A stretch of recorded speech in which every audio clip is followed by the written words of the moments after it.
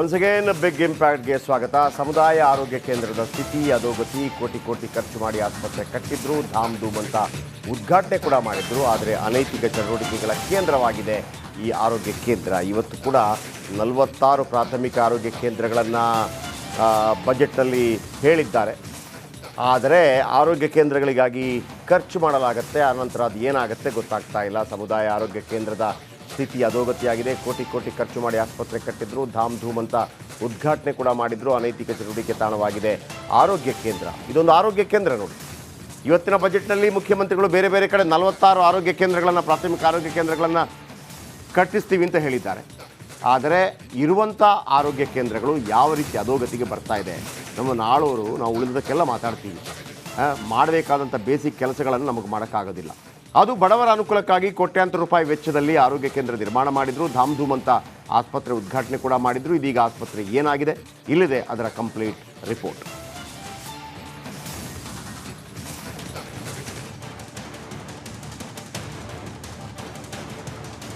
ಹೊರಗಡೆಯಿಂದ ಅಬ್ಬಬ್ಬ ಎಂತ ಹೈಟೆಕ್ ಆಸ್ಪತ್ರೆ ಅನ್ನೋ ಹಾಗಿದೆ.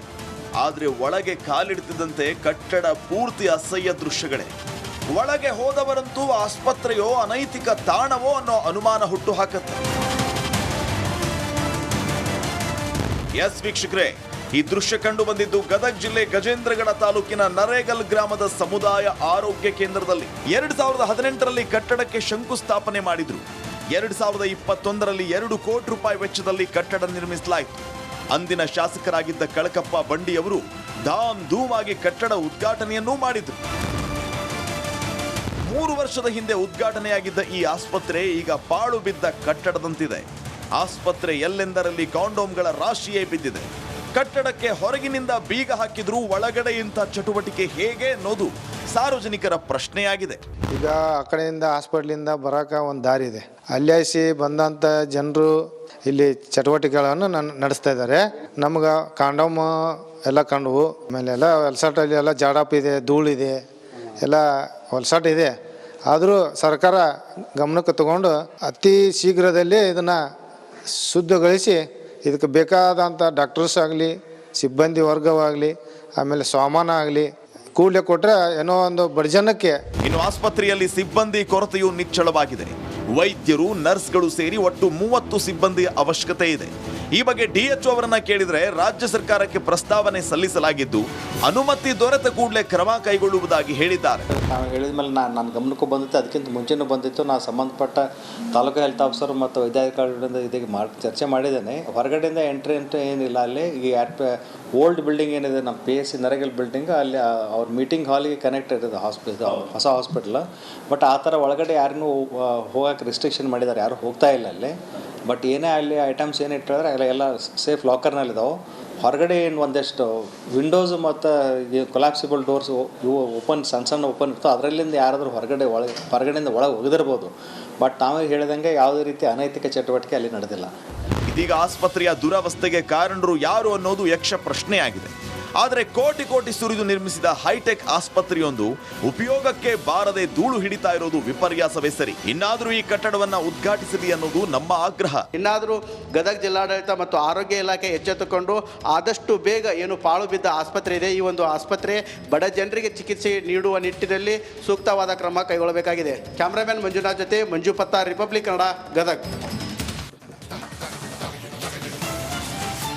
ನಾವು ನೋಡಿದರೆ ನಮ್ಮ ರಾಜಕಾರಣಿಗಳು ಯಾವುದೋ ವಿಚಾರಗಳನ್ನು ಮಾತಾಡ್ತಾ ಇರ್ತಾರೆ. ಏನಾಗಬೇಕಾಗಿದೆ ಅದನ್ನು ಮಾತಾಡೋದಿಲ್ಲ. 3 ವರ್ಷ ಆಗಿದೆ ರೀ. ಆರೋಗ್ಯ ಕೇಂದ್ರ ಉದ್ಘಾಟನೆಯಾಗಿ 3 ವರ್ಷ ಆಗಿದೆ. ಕಳಕಪ್ಪ ಬಂಡಿ ಬಂದರು, ಏನು ನಿಮ್ಮ ಅವತಾರಗಳು, ಇದನ್ನು ಯಾರು ಪ್ರಶ್ನೆ ಮಾಡೋದಿಲ್ಲ. ಏನು ಹಿಂದೂ ಮುಸ್ಲಿಂ ಗಲಾಟೆ ಆದರೆ ಹೆಂಗೆ ಮೈ ಪರಚ್ಕೊಂಡು ಬಂದುಬಿಡ್ತಾರೆ ಎಲ್ಲ ಕೂಡ. ರಾಜಕಾರಣಿಗಳ ಸವಾರಿ ಏನು, ಜನ ಮಾಡೋದೇನು. ಆಮೇಲೆ ನೀವು ಕೂಡ ಅರ್ಥ ಮಾಡ್ಕೋಬೇಕ್ರಿ, ಆ ಊರವರು ನಿಮ್ಗೆ ಬೇಡವಾ ಆಸ್ಪತ್ರೆ?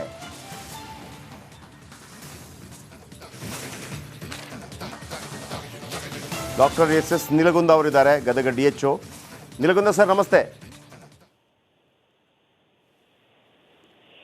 ಸರ್ ನಮಸ್ತೆ. ಹಲೋ ಸರ್ ನಮಸ್ಕಾರ. ಹಾಂ ಸರ್ ನಮಸ್ಕಾರ, ಹೇಳಿ ಸರ್. ಈಗ ಇದನ್ನು ಏನು ಮಾಡ್ಬೇಕು ಸರ್? ಉದ್ಘಾಟನೆಗೆ ಯಾರ್ದು ಪರ್ಮಿಷನ್ ಬೇಕಿರೋದು ಇದಕ್ಕೆ? ಈಗ ಸರ್ ಅದಕ್ಕೆ ಹ್ಯೂಮನ್ ರಿಸೋರ್ಸ್ HR ಬೇಕು ಸರ್, ಅದಕ್ಕೆ ಡಾಕ್ಟರ್ಸ್ ಬೇಕು. ಯಾಕಂದ್ರೆ CS ಪ್ರೈಮರಿ ಹೆಲ್ತ್ ಸೆಂಟರ್ ಇದನ್ನ ಮತ್ತೆ ಉದ್ಘಾಟನೆ ಮಾಡಿದ್ ಯಾಕಂತ ಕಿತ್ತೋಗಿರೋರೆಲ್ಲ ಸರ್ ಅದು ಮುಂಚೆ ನಾ ಬರೋಕ್ಕಿಂತ ಮುಂಚೆನೇ ಈ ಉದ್ಘಾಟನೆ ಆಗಿದೆ ಸರ್, ಮೂರು ವರ್ಷ ಹಿಂದ್ಗಡೆ. ಈಗ ಅದೇ ಹಾಸ್ಪಿಟಲ್ ಫಾಲೋ ಅಪ್ ಮಾಡಿ ಕೇಳಿದೆ. ಈಗ HR ಇದಕ್ಕೆ ಫೈನಾನ್ಸ್ ಡಿಪಾರ್ಟ್ಮೆಂಟ್ಗೆ ಹೋಗಿದೆ ಸರ್ ಫೈಲು. ಅದು ಬಂದ ತಕ್ಷಣ ಸ್ಟಾರ್ಟ್ ಮಾಡಿ ಸರ್. ಏನು ಸ್ಟಾರ್ಟ್ ಮಾಡೋದ್ರಿ? ಉದ್ಘಾಟನೆ ಆಗಿದೆ. ಆಗಿದ್ದಂಥ DHO ಆದ್ರೆ ಹೆಂಗೆ ಬಿಟ್ರು ಅಂತ ನಿಮಗೆಲ್ಲ ಒತ್ತಡ ಇರುತ್ತೆ ರಾಜಕಾರಣಿಗಳದ್ದು, ಮಾಡಿ ಅಂತ. ಹೆಂಗೆ ನೀವು ನಿಮ್ಮ ಕೆಲಸ ಮಾಡೋದಲ್ವಾ? ಅದೇ ಸರ್, ಈಗ ಅಷ್ಟೊಂದು ಫಾಲೋ ಅಪ್ ಮಾಡ್ತಿದ್ದೆ ಸರ್. ಅದು ನನಗೆ ಈಗ ಫೈನಾನ್ಸ್ ಡಿಪಾರ್ಟ್ಮೆಂಟ್ ಹೋಗಿದೆ ಅಂತ ಫೈಲ್.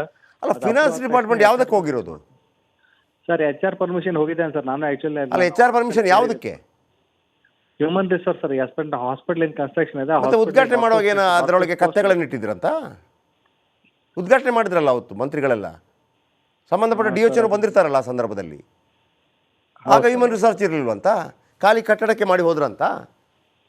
ಏನು ತಿಂತಾರಂತ ಇವರೆಲ್ಲ ಹೊಟ್ಟೆಗೆ? ಆಯ್ತು, ಸಂಬಂಧಪಟ್ಟವ್ರಾದ್ರೆ ಹೇಳಬೇಕಲ್ಲ, ನಾನು ಬರಲ್ಲಪ್ಪ ಇಂಥದ್ದು ಅಂತ ಹೇಳಿ. ಸರ್ ಫಿನಾನ್ಸ್ ಡಿಪಾರ್ಟ್ಮೆಂಟ್ಗೆ ಹೋಗಿದ್ದಂತೆ HR ಆದ್ರಂತ ಆಗ್ತಾರಂತೆ. ಮತ್ತು 3 ವರ್ಷದಿಂದ ಏನು ಸೆಗಣಿ ತಿಂದಿದ್ದ ಅಲ್ಲಿ ಎಲ್ಲ ಕೂತ್ಕೊಂಡು? ನೀವುಗಳು ಪ್ರತಿಭಟಿಸ್ಬೇಕು ಅದನ್ನು, ಯಾಕೆ ಹಿಂಗೆ ಬಿಟ್ಟಿದ್ದೀರಿ ಅಂತೇಳಿ. ನಿಮ್ಗೆ ಸಂಬಳ ಬರುತ್ತೆ, ನೀವು ಆರಾಮಾಗಿರ್ತೀರಿ.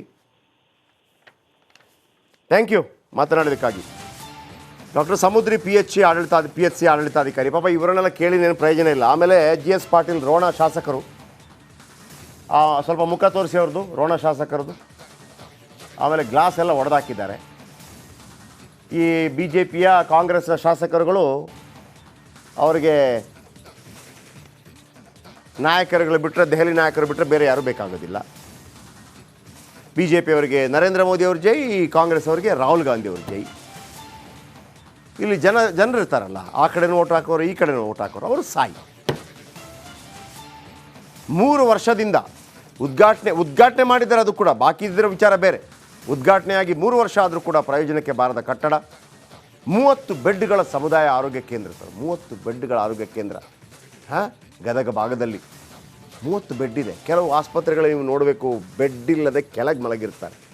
ಇದಕ್ಕೊಂದು ಡಾಕ್ಟ್ರ್ ವ್ಯವಸ್ಥೆಯನ್ನು ಮಾಡಿಕೊಡೋಕ್ಕಾಗೋದಿಲ್ಲ ಅಂತಂದರೆ ನಮ್ಮ ಈ ವ್ಯವಸ್ಥೆಗೆ 224 MP ಗಳು ಇವರನ್ನೆಲ್ಲ ಹೆಂಗೆ ಅಟ್ಟಾಡಿಸ್ಬೇಕು ಅಂತ MLAಗಳು ಬೇಕಾಗಿರಲ್ಲ ನಮಗೆ.